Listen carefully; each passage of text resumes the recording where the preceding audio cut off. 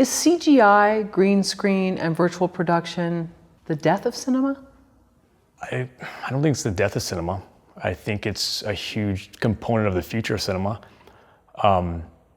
But they both have their pros and cons. I always remember seeing like the old Jurassic Park movie, the first one. It was made in 1993 or 4, whatever it was.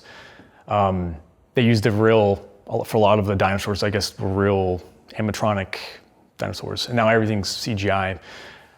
I liked that better. I mean, I preferred, me as a filmmaker, it looked better, I think, and more cool and stuff on screen with the robot animatronic versus now everything's CGI. But I think the CGI, all this stuff, it's here to stay. I mean, it's gonna be the future. It is the future. So all the stuff we see now is just gonna get more and more sophisticated. So it's just the beginning? Just the beginning. Just the beginning. What are some of the problems with virtual production?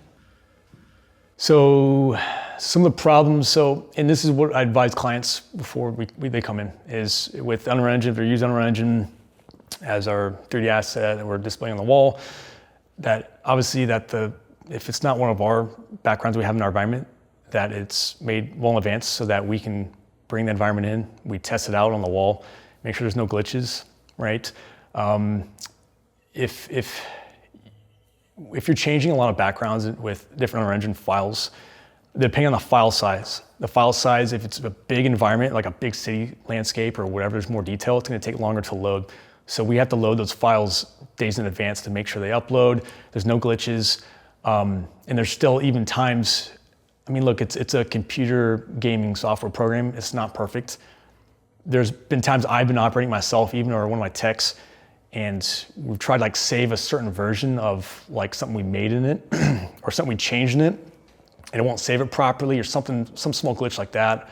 It won't save properly, or like when we did save it, we go back to it and now it's the setting that it was completely different than what we saved it from. It didn't save what we originally made or that we changed it to. It didn't save that setting. So it's not a perfect, flawless program, but there's like little glitches that it's just gonna come up with it. So there's that, loading it. If it's, like I said, the bigger the file size, the longer it is to load and bring it up. So that's solved though. If we have to have the files as a studio, we recommend at least a week in advance that we test it out and all that stuff. So yeah, it's mainly like that, loading it. The glitches on operating it happen time to time. So yeah, I mean, those are some of the things I pointed out. What are some of the glitches that may happen during the actual production? So yeah, like I've had, again, I kind of touched base with what I mentioned before. I've had a client where we've wanted to change things on the fly, obviously with like saving different things in the engine, with different like things moving and stuff, and it didn't, when we brought it back up, it didn't save it properly. So that is one thing.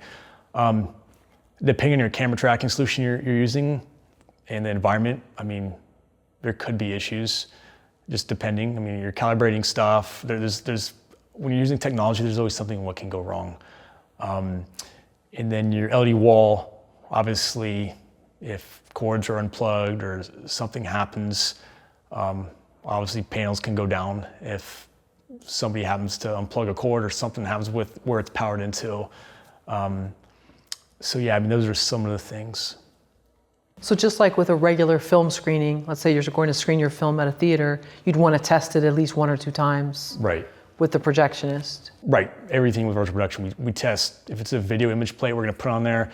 We're also looking at the color. So color and contrast, making sure that it's the proper color and contrast, what's needed, brightness. Looking at that, we QC every quality control every file that comes in, so a video or image plate or Unreal Engine file. So we test a lot of different things when they come in to make sure there's no issues or surprises the day of, especially on Unreal Engine, like loading the file.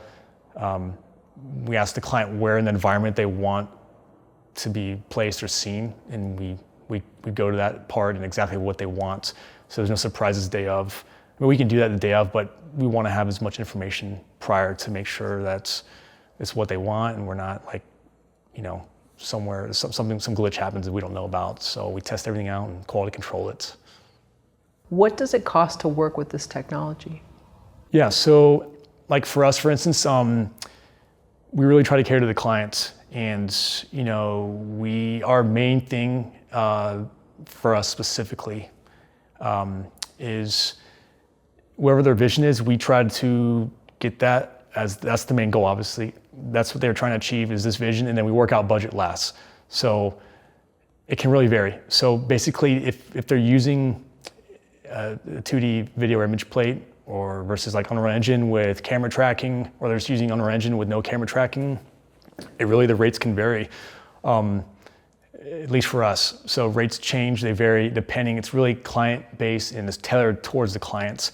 But I think also most studios, it really depends. I mean, I'm sure some of them operate that same way, that, it depends on what the client really wants, because there's so many different base parameters you can do, or you can go all the way to doing the camera tracking with Unreal Engine to use on the wall. So, and then you have the LED wall itself as equipment that you got to run. So, and then preferably a technician what knows LED walls to troubleshoot. So troubleshooting the wall, if something goes down, the computer, the processor. So all those things are factored into a budget.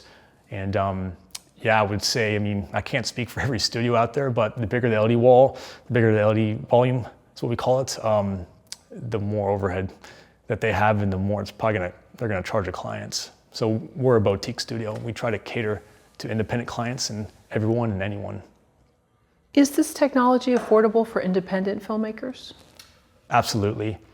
That was my main vision as a business owner coming in and opening the studio, is to make this an affordable thing and asset for independent filmmakers who don't have tons and tons and tons and thousands of dollars to go spend at a virtual studio with these big volumes. We're a boutique studio. We cater towards independent artists, independent producers, ad agencies, branded companies, whoever, filmmakers. So it's becoming more affordable, and more people are learning more about it. But that was my vision starting the studio, to appeal to the independent artists, independent companies. We don't have these huge budgets, but yeah, I think as time goes on, there'll be more and more boutique studios will pop up, and it'll become more affordable as time goes on. But it's becoming more affordable, but not as much. There's a few boutique studios out there where you can go to as an independent artist and get what you want for a good price. Would you recommend it only for feature independent filmmakers? Or short filmmaking viable as well? It's just for the cost, would that warrant doing a short? Yes, absolutely. So, a short film feature, it doesn't really matter on the content, just the length of days of filming. It's just what they're requiring or what they want will change the budget. And I think that's for most studios, virtual studios, especially for us. But yeah, definitely. How long before we see YouTubers and other content creators use this in their own bedrooms, really? Well, you never know. Never say never. Rear projection's been around for a long time, since the 1930s when it first came out, with Fox Studios were using it for feature films, and they had a rear projection screen. So you never know in the future with YouTubers and people coming in, how they can, as the screens have, LED walls get more inexpensive, that's, who knows who can get their hands on them in the future. It's more accessible to everybody in virtual production with them and all that.